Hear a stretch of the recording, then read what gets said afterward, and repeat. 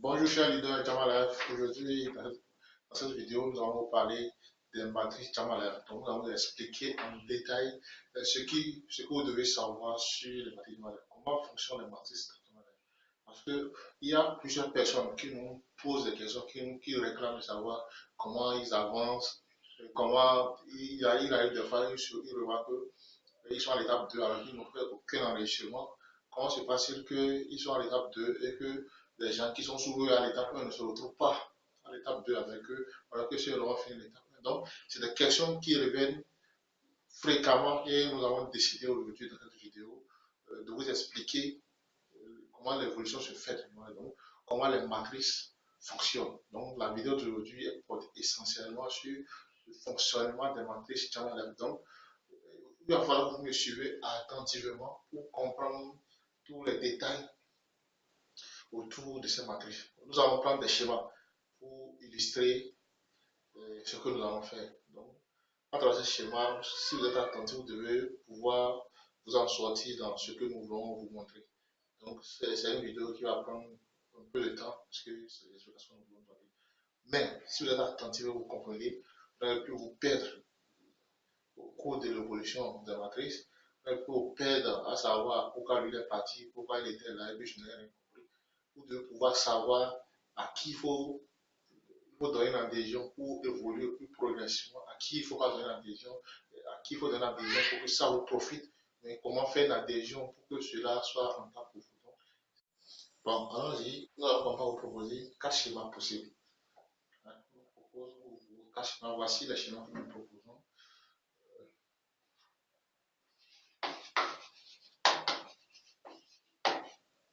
Schéma 1, vous êtes là, vous avez parrainé 2 personnes. Ceux-là aussi ont parrainé 2 personnes. C'est schéma 1. Schéma 2. Vous êtes là, vous n'avez que parrainé une personne. Ça, c'est un effet de développement. Et ceux-là ont parrainé 2 personnes.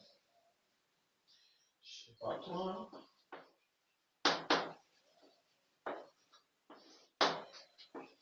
Vous êtes là. Vous avez des effets de développement. Ceux-là ont parrainé quelqu'un. Effet de développement.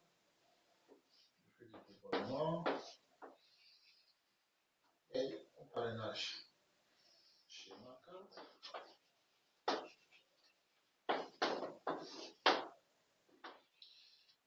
Là, effet de développement, effet de développement, effet de développement, effet de développement, effet de développement. Voici les 4 schémas que nous allons un peu étudier. Donc, c'est ce sur quoi nous allons nous baser pour vous donner des explications. Donc, il faut qu'on s'entende dessus. Donc, nous allons donner quelques détails là où le point se trouve. Ça signifie que c'est lorsque le point est au sommet, c'est que c'est vous.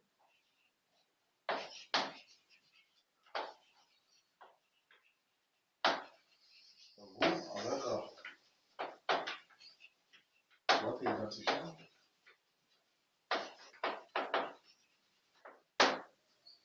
Maintenant, les autres points.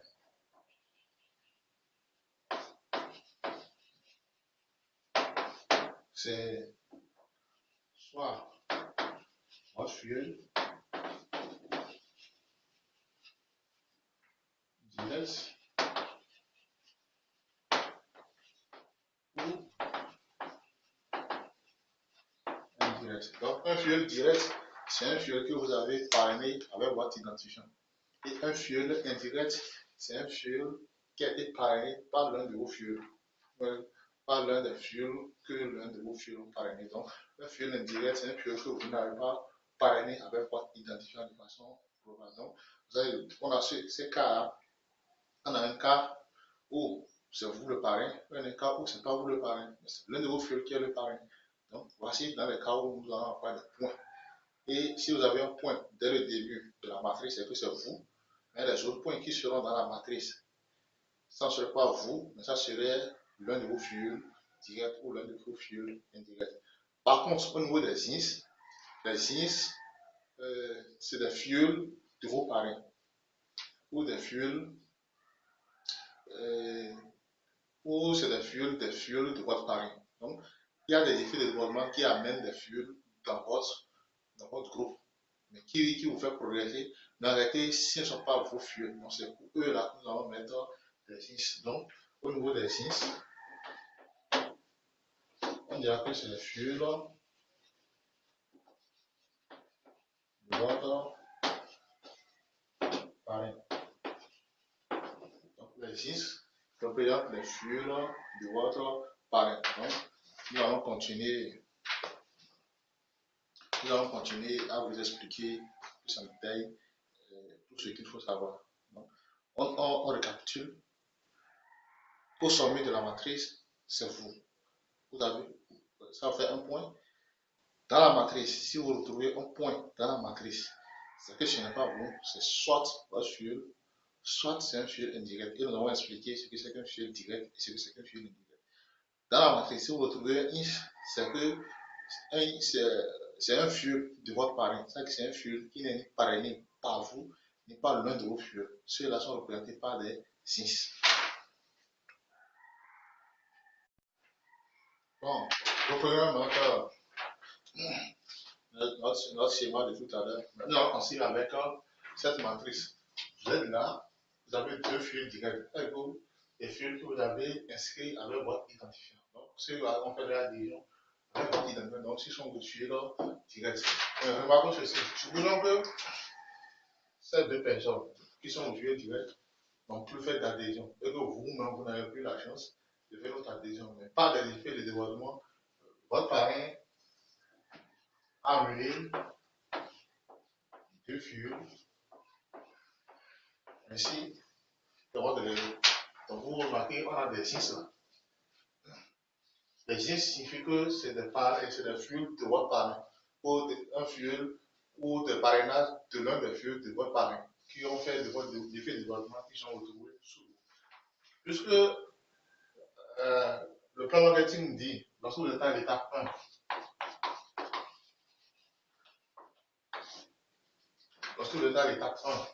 et que vous avez 6 membres sous vous, c'est pour vous passer à l'étape 2.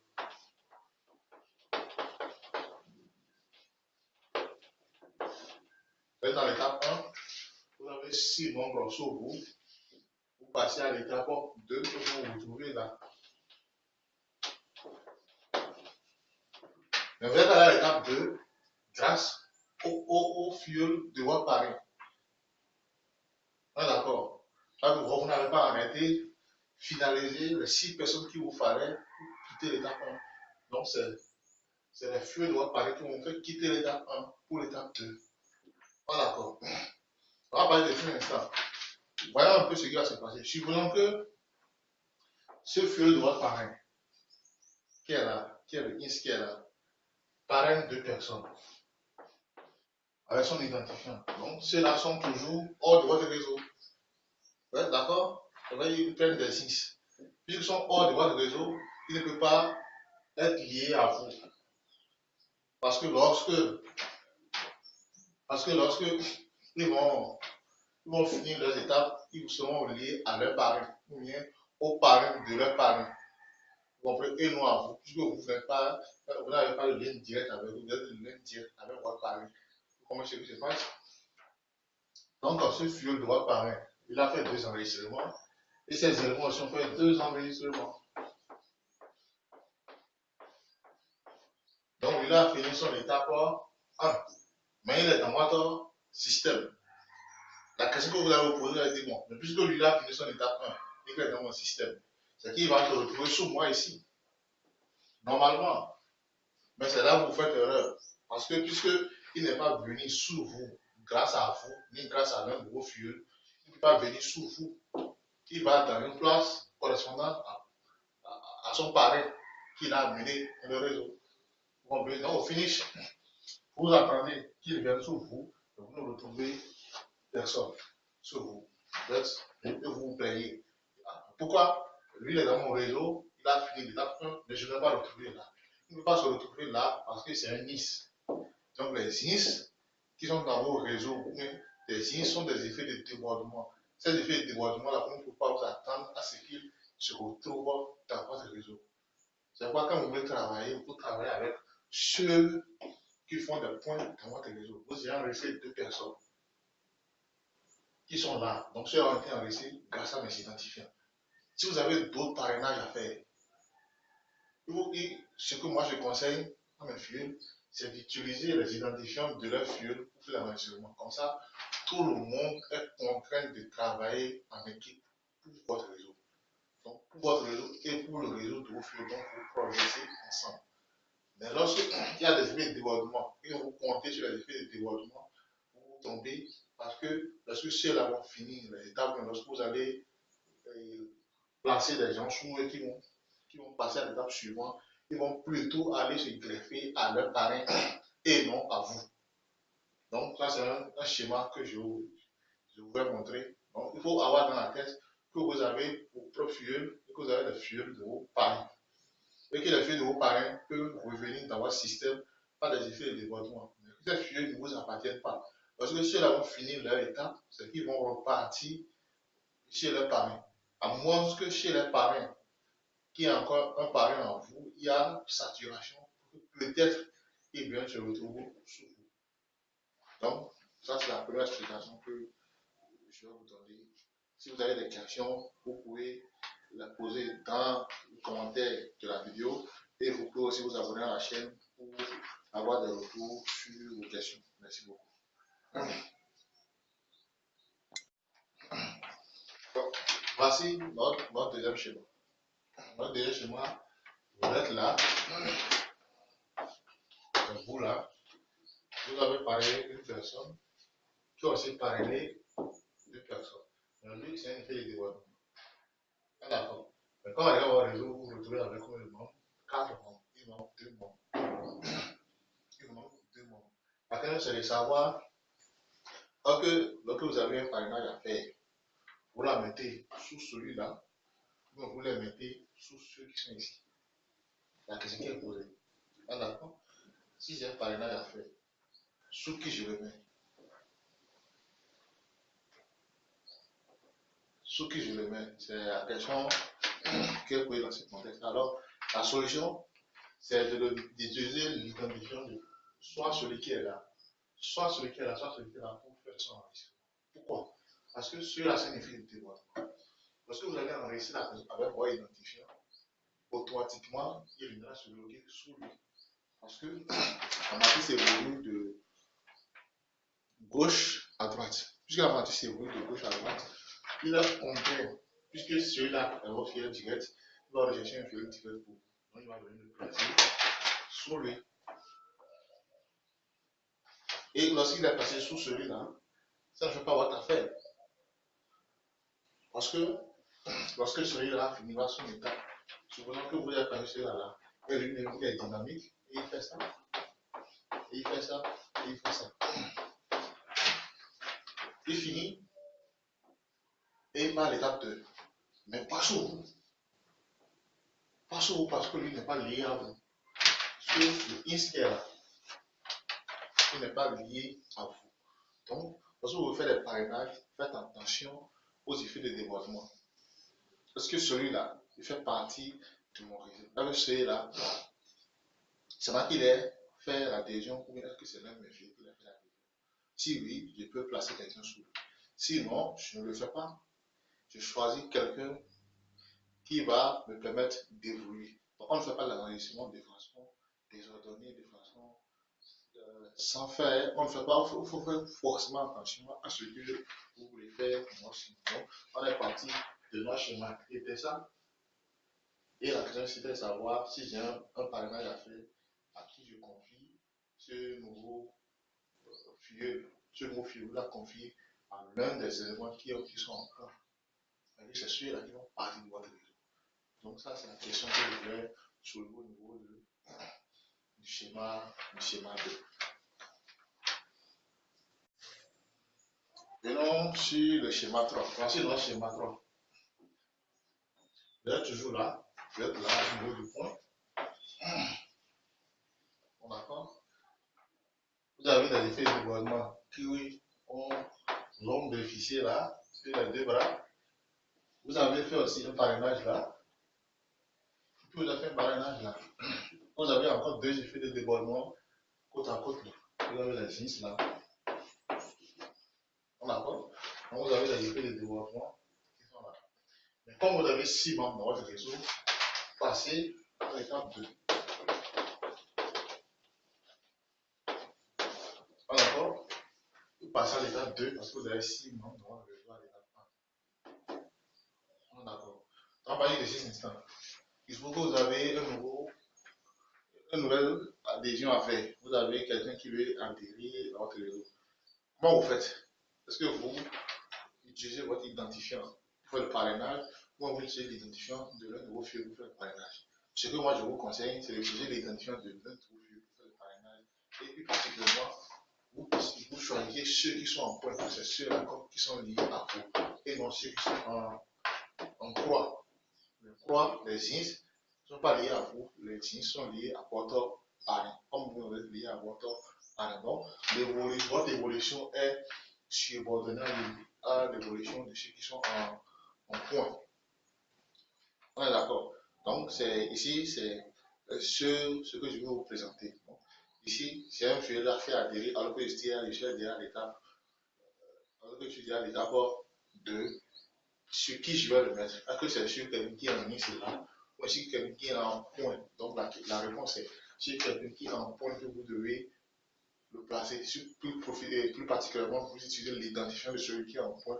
La seule réponse, c'est celui qui est en point qui devient son parent. Donc, c'est la réponse à la question. Nous sommes chez ma 4. Voici là. Vous avez adhéré, et puis vous êtes resté là pendant des mois. Puis un jour, vous allez sur la office pour vous retrouver à l'étape 2.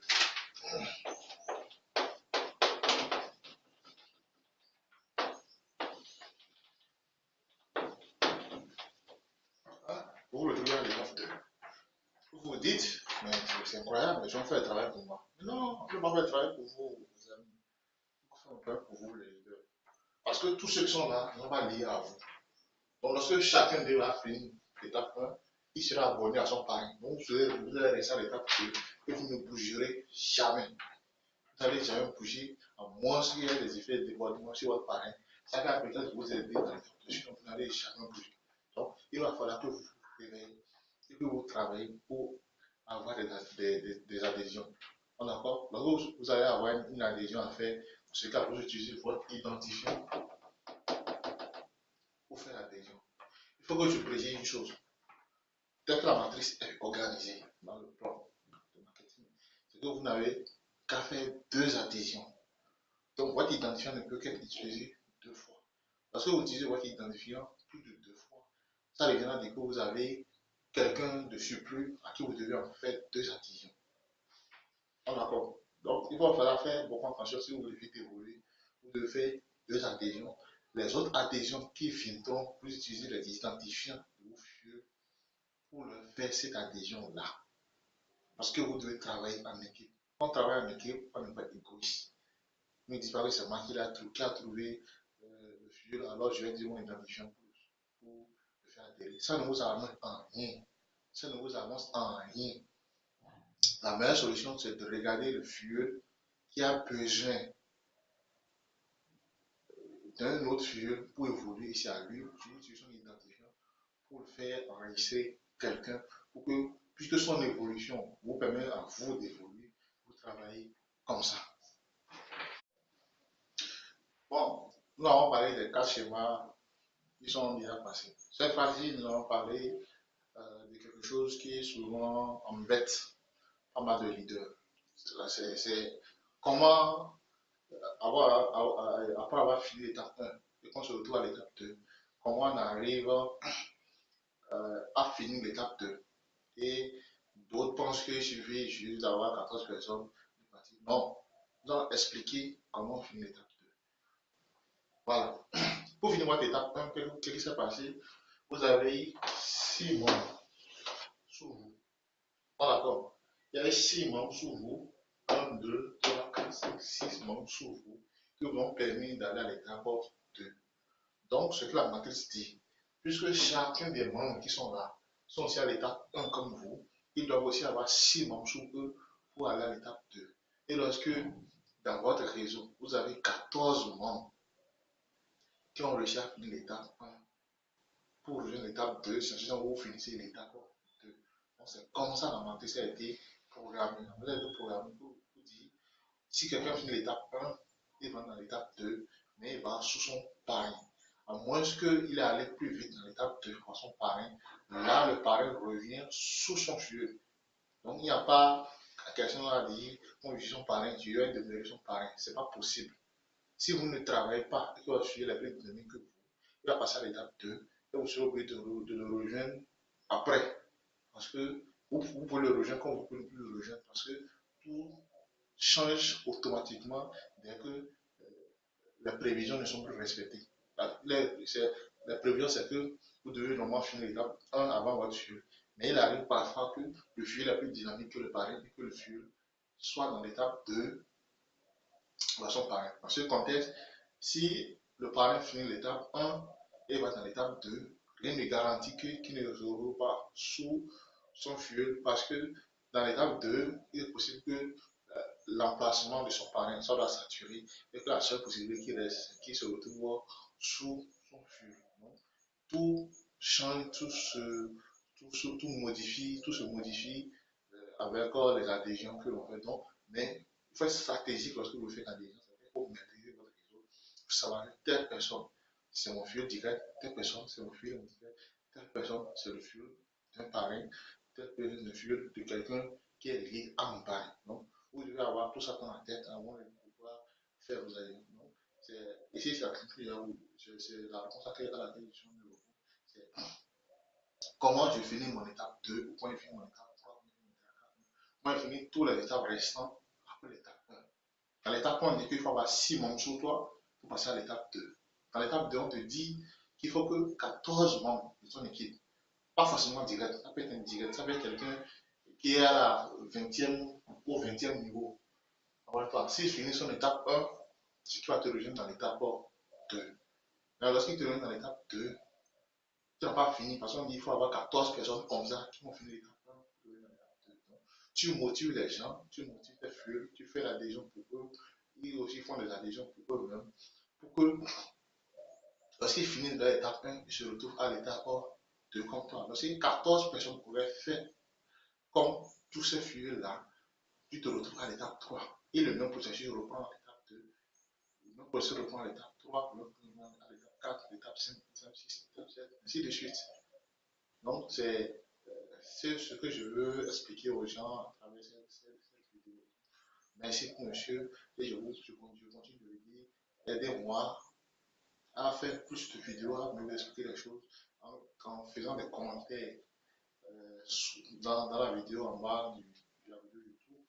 Abonnez-vous à la chaîne pour avoir plusieurs vidéos, pour m'encourager, pour me donner des idées de vidéos à faire. Donc, n'oubliez pas de vous abonner à la chaîne. Et merci.